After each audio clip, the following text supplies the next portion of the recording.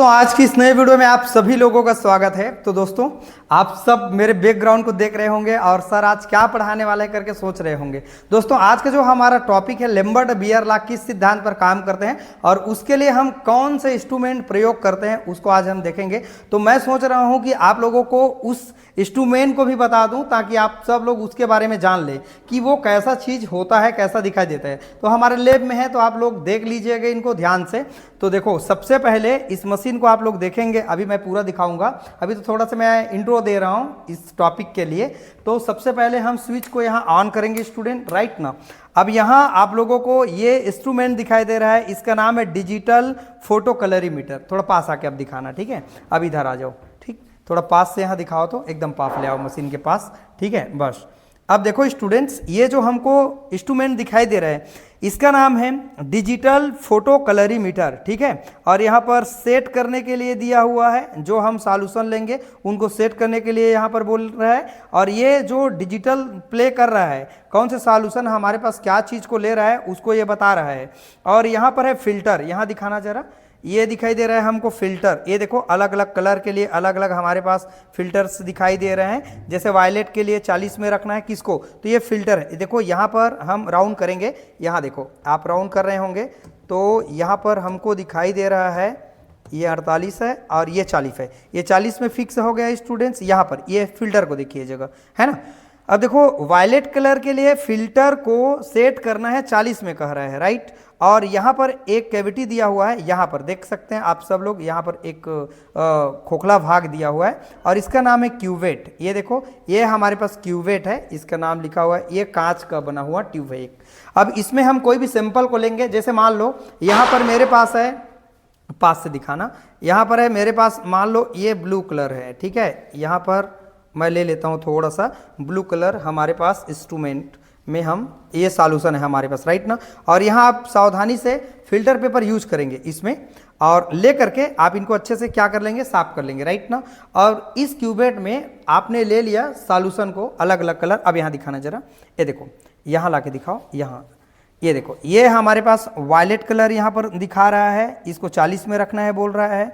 और यहाँ पर वायलेट ब्लू के लिए 42 और ग्रीनिश ब्लू के लिए 48 है। इस तरह से अलग अलग रेंज के लिए दिया है। तो यहाँ पर यहीं पर रखना है ना। अब यहाँ पर देखो ये ब्लू कलर दिखा रहे हैं ना, तो उसके लिए 50 कर रहे हैं। तो हम क्या करेंगे, यहीं पर दिखाना, उधर लेके नहीं जाना, यहीं पर ही दिखाना है, ठीक है। अब यहाँ पर हम इसको क्या कर दिए, रख दिए, राइट ना। एक मिनट ना, यहाँ पर हम इसको रख दिए। अब यहाँ पर इसको 48 में फिक्स करना है, क्योंकि इसके लिए कितना कह रहा है वैल्यू, ब्लू के लिए कह रहा है, ब्लू ग्रीन के लिए मान लो 52 कह रहा है, ठीक है। और ब्लू ग्रीन के लिए 50 कह रहा है। तो इसको हम क्या करेंगे, यहाँ पर क्या करेंगे, 50 में इनको फिक्स कर देंगे। ये रुक गया 50 में, ठीक है। अब यहाँ से स्टूडेंट आप लोग ध्यान करेंगे, ये डेटा जो बता रहे हैं ना वो उसकी फिक्स वैल्यू को बताएगा कि यहाँ से एक लाइट पास भी हो रहा है। आप लोगों को यहाँ दिखाई नहीं देगा, लेकिन आप लोग ध्यान से देखेंगे तो आप लोगों को एक लाइट भी दिखाई देगा अच्छे से। चलो मैं एक बार इसको निकाल के बताता हूँ कि यहाँ पर एक लाइट ना ट्रांसफ़र हो रहा है। यहाँ देखो अंदर से, यहाँ से अंदर से आप लोगों को एक लाइट क्या हो रहा है, दिखाई दे रहा है। एक मिनट ना, एक मिनट, यहाँ से हमको एक, तो यहाँ पर आप लोग देखें ध्यान से, यहाँ पर देख रहे हैं आप लोग, यहाँ से एक लाइट ना ट्रांसफ़र हो रहा है अंदर से। ये अंदर से देख पा रहे हैं सब लोग, ये देखो। अब ये जो लाइट ट्रांसफ़र हो रहा है तो कोई भी सॉल्यूशन जो हमारे पास होगा वो कितना लाइट को एब्जॉर्ब करेगा और उसके जो आएगा डेटा उसको यहाँ पर डिस्प्ले पर क्या करेगा, शो करेगा, राइट ना।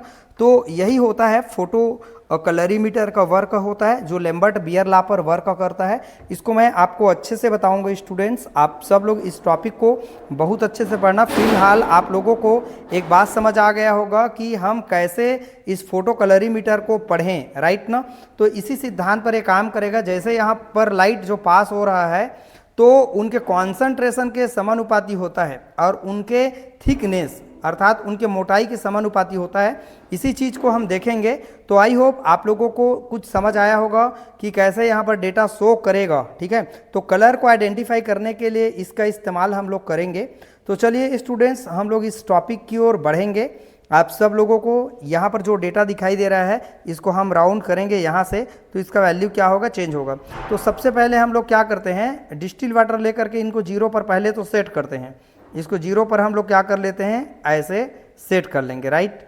और जैसे ये 0 पर हमारा सेट हो जाएगा वैल्यू, उसके बाद ये डिस्टिल वाटर रहेगा मान लो इसमें, ठीक है। तो डिस्टिल वाटर लेकर के हम क्या करेंगे, इसको फिक्स कर देंगे 0 पर। उसके बाद ये मान तो हमारा चेंज होगा ना। उसके बाद डिस्टिल वाटर को जैसे मैं इसमें डालूंगा, उसके बाद उस डिस्टिल वाटर को मैं फेंक दूंगा, उसके बाद ये 0 में क्या हो जाएगा, सेट हो जाएगा। उसके बाद हम फिल्टर को सेट करेंगे। तो अलग अलग कलर के लिए यहाँ अलग अलग फिल्टर दिया हुआ है, आप देख पा रहे हैं यहाँ पर, ठीक है।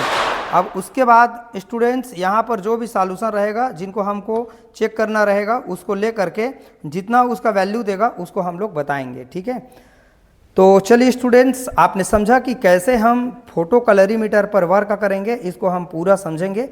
आप लोगों को इतना बात तो समझ में आ गया होगा कि कैसे हम फोटो कलरीमीटर पर काम करें, ठीक है। तो चलिए आगे बढ़ते हैं स्टूडेंट्स।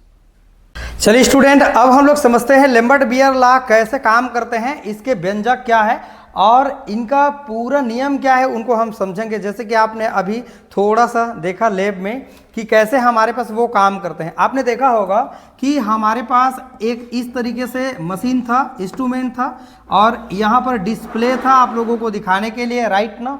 और यहाँ पर स्टूडेंट इनका लगा था कौन से कलर के लिए कितना इसका डेटा बताएगा। और यहाँ पर एक छोटा सा क्या था, गोल, यहाँ पर क्या था, एक होल था, छिद्र था, उसमें एक छोटा सा इस तरह से जो ट्यूब था, इनको हम क्यूवेट के नाम से जानते हैं। उस विलियन को हम इसमें भर देते हैं और फिर हम लोग इस जो यहाँ पर राउंड दिख रहा है, गोल छिद्र दिख रहा है, उसी में हम इनको डाल देते हैं, राइट। तो यहाँ से अंदर से आपने देखा ये लाइट पास हो रहा है, अंदर से आपको दिखेगा नहीं, लेकिन अंदर से एक लाइट पास हो रहा था, जिसको मैं आपको बार बार बता रहा था कि देखो इसके अंदर से लाइट पास हो रहे हैं, राइट ना। तो स्टूडेंट्स, जैसे हम इस विलियन को इसके अंदर में डालते हैं तो उसके बाद कुछ लाइट इसके अंदर में जब जाएगा, देखो जैसे जैसे ये लाइट इसके अंदर में प्रवेश करेगा, अर्थात ये वाला हमारे पास जो ट्यूब पर जैसे लाइट यहाँ एंट्री मारेगा, तो कुछ लाइट यहाँ पर क्या होगा, इस विलियन में अवशोषित हो जाएगा, एब्जॉर्ब हो जाएगा, और उससे जैसे टकराएगा उस विलियन से लाइट, तो उसके पास होने की जो क्षमता होगी, जैसे जैसे टकराएगा तो पास होने की जो क्षमता होगी अर्थात तीव्रता होगी, वो कम होता जाएगा, नो डाउट। जैसे जैसे एंट्री मारेगा तो वहां पर प्रवेश करने की जो क्षमता होगा वो कम होते जाएगा। इसी को हम पूरा समझेंगे, चलो देखते हैं।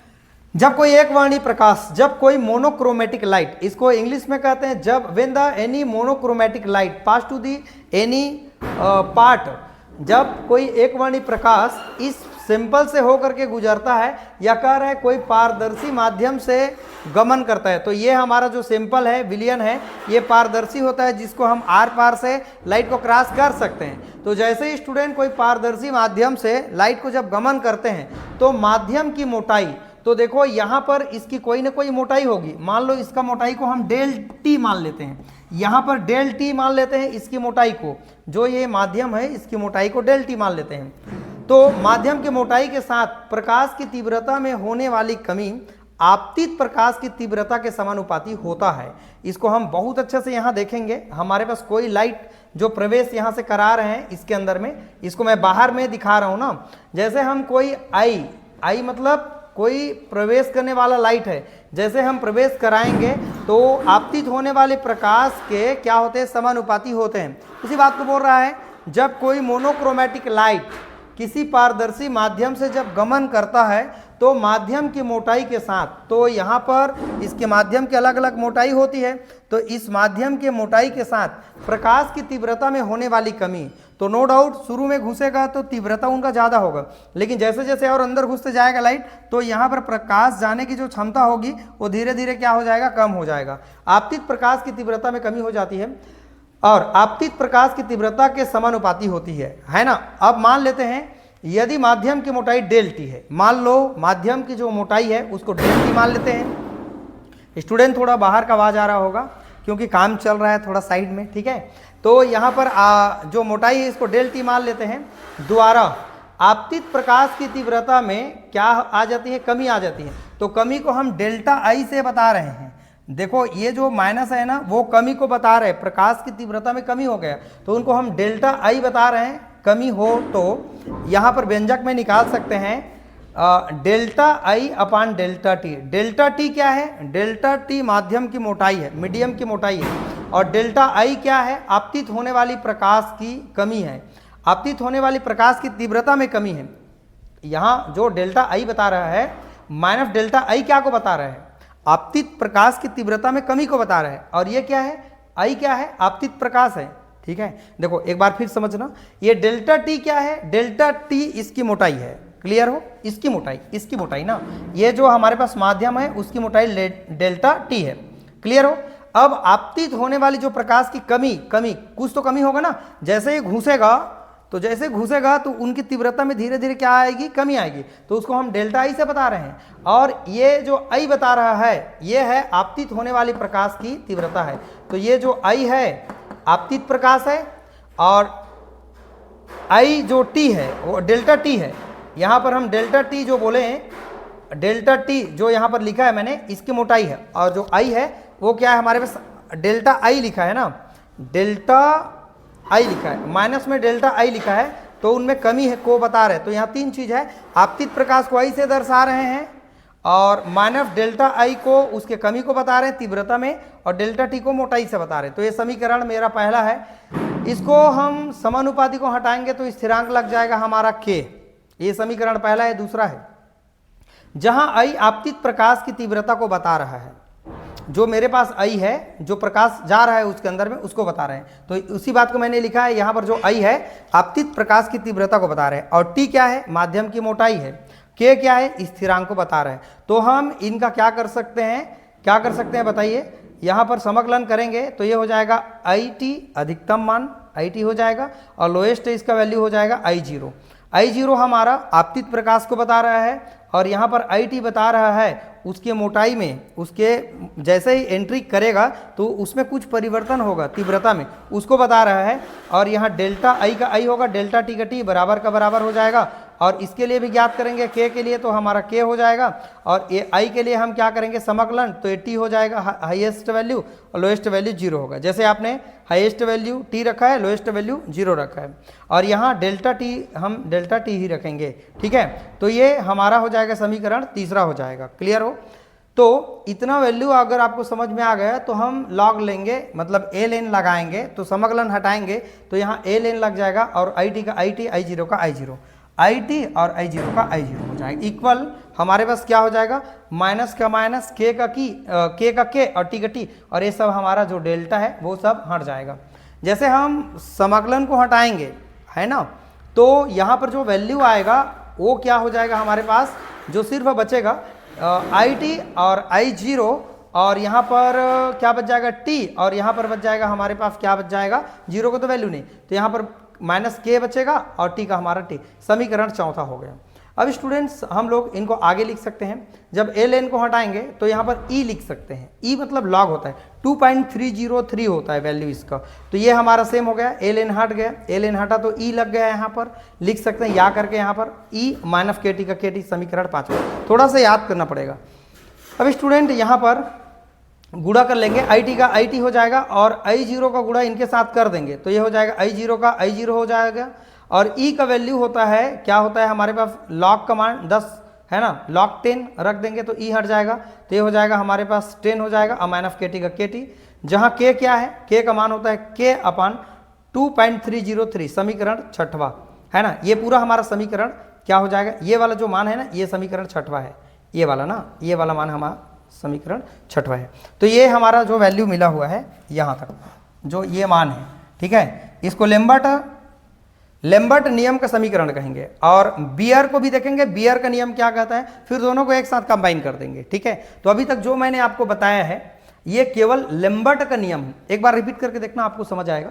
यहाँ पर हमारा तीव्रता में कमी है, ये इसकी मोटाई है, ये आपतित प्रकाश है, समानुपाती होता है।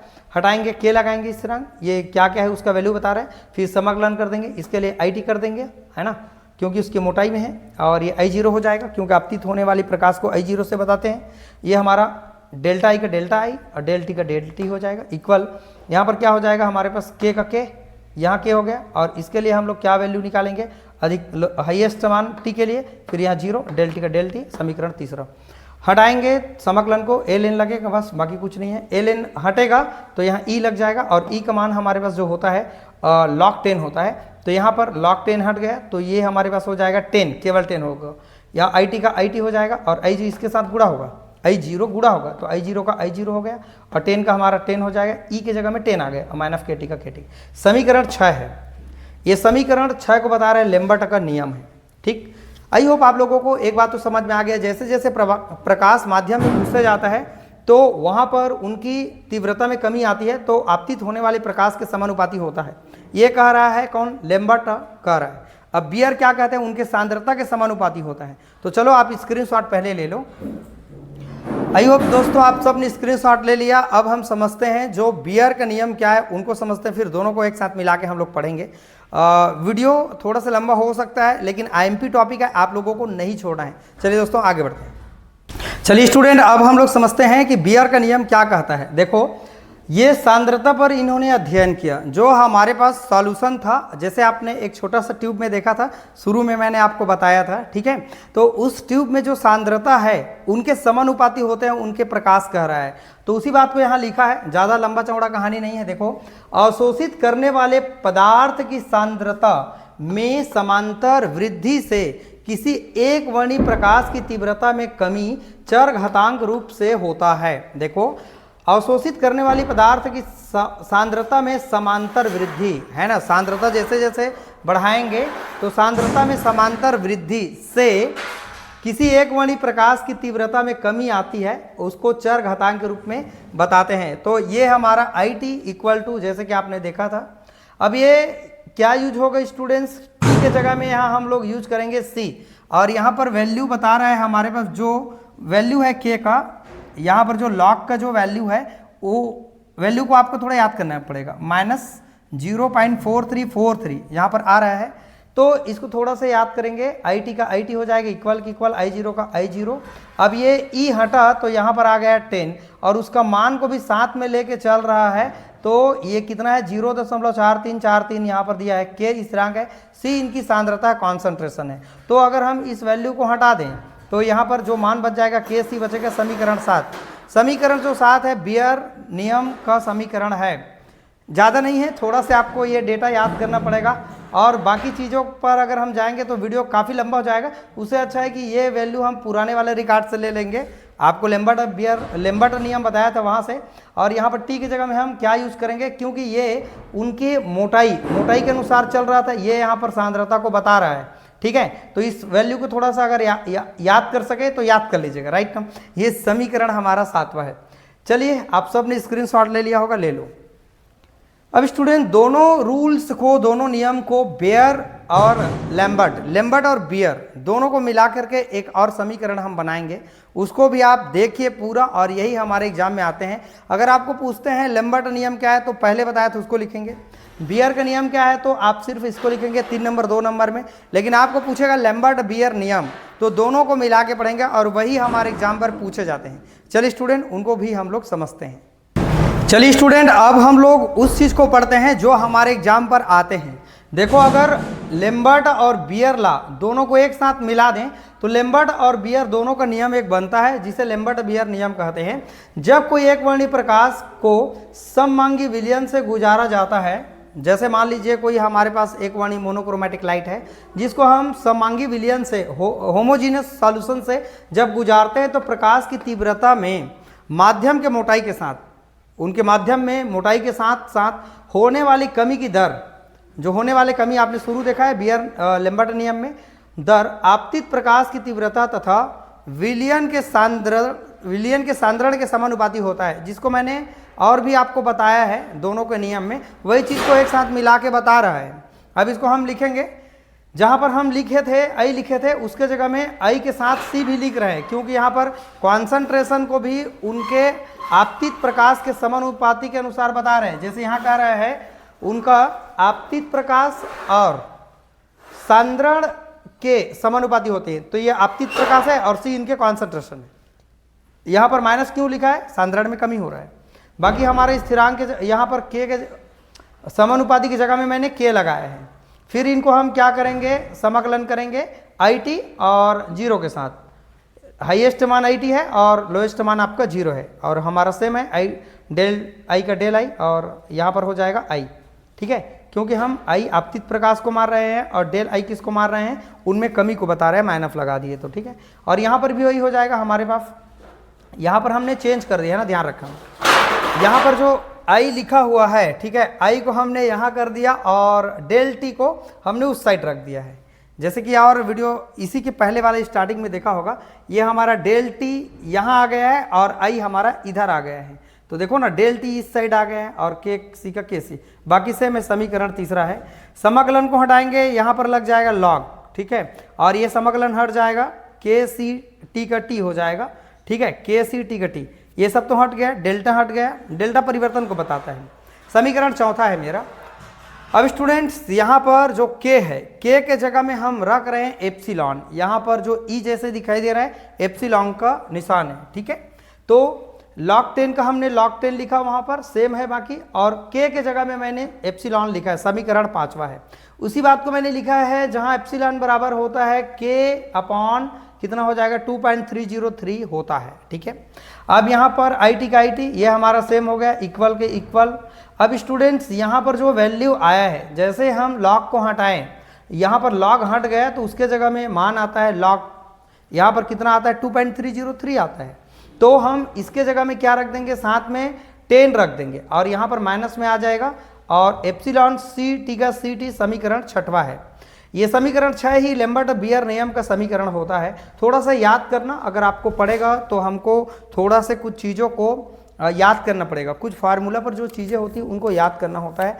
और ये चीज़ें अगर आपको समझ में नहीं आता है तो थोड़ा से आप लोग इनको माइंड में रखने की कोशिश करना। हाईएस्ट वैल्यू हमारा आई टी को बता रहा है, आई टी क्या है, वहाँ पर मोटाई है, ठीक है, और जीरो यहाँ पर आपतित प्रकाश को बता रहा है, ठीक है। अब स्टूडेंट्स आपने दोनों व्यंजक को समझा, लेम्बर्ट बियर नियम क्या होते हैं, इसके सीमाएं देखते हैं। मैंने शॉर्ट में लिखा हुआ है, यह केवल एक वर्णी विकिरण के लिए ही सत्य है, और भी जो किरण होते हैं उसके लिए ये नहीं होते हैं। तो ये पहला इनका कमी है, सीमाएं हैं। दूसरा है, यह केवल वास्तविक विलयन पर ही लागू होता है, ठीक है। तीसरा क्या है, विलयन को तनु करने पर, मतलब डाइल्यूट करने पर, है ना, जल अपघटन अर्थात हाइड्रोलिसिस, कॉमा लगा के बहुलीकरण की मात्रा, रासायनिक प्रवृत्ति में परिवर्तन भी इस नियम में विचलन उत्पन्न करता है। तो ये इसका कमी है, अगर आप चाहे पेपर पे तो लिख सकते हैं। स्टूडेंट्स आप सब ने ये कुछ पॉइंट का यहाँ पर जो व्यंजक दिया हुआ है उसको आपने नोट डाउन किया होगा। जहाँ आपको लगता है कि मुझे इसको याद कर लेना चाहिए, याद कर लेना, और लंबा चौड़ा कहानी में जाएंगे तो और आप कंफ्यूज हो जाएंगे, ठीक है। और बाकी जो चीज़ें हैं, डेल्टा आई क्या बता रहा है, माइनस आपतित प्रकाश में कमी है, डेल्टा क्या बता रहा है, उसकी मोटाई है जिसको मैंने शुरू में बताया है, और आई क्या है, आपतित प्रकाश है, और सी क्या है, यहाँ पर कॉन्सेंट्रेशन है, यहाँ लिख सकते हैं मोलर कॉन्सेंट्रेशन, सांद्रता। चलो स्क्रीनशॉट ले लो फटाफट। तो ठीक है दोस्तों, आज की वीडियो में हमने मजे के साथ पढ़ा लेम्बर्ट बियर नियम क्या होते हैं। आपको पेपर में यही पूछते हैं, लेम्बर्ट बियर नियम किसे कहते हैं, तो आप यहीं से लिखना स्टार्ट करें और थोड़ा बहुत व्यंजक को आप लिख देंगे, इतना में आपको 4 नंबर मिल जाएगा। लंबा क्वेश्चन में ये नहीं आता है, जहाँ तक मुझे याद है ये 4-5 नंबर में ये कवर हो जाता है, ठीक है। तो दोस्तों अभी तक मैंने जितना वीडियो पढ़ाया है आप सारे वीडियो को देखना ध्यान से, बहुत अच्छा आप लोगों का नॉलेज आएगा ये सब चीज़ पढ़ करके, और जल्दी से हम ये पूरे चैप्टर को ख़त्म करेंगे, ठीक है। तो चलिए स्टूडेंट्स, और किस चीज़ पर मुझे वीडियो बनाना चाहिए कमेंट करके बताना, ठीक है। चलिए वीडियो को आज करने के लिए थैंक यू सो मच।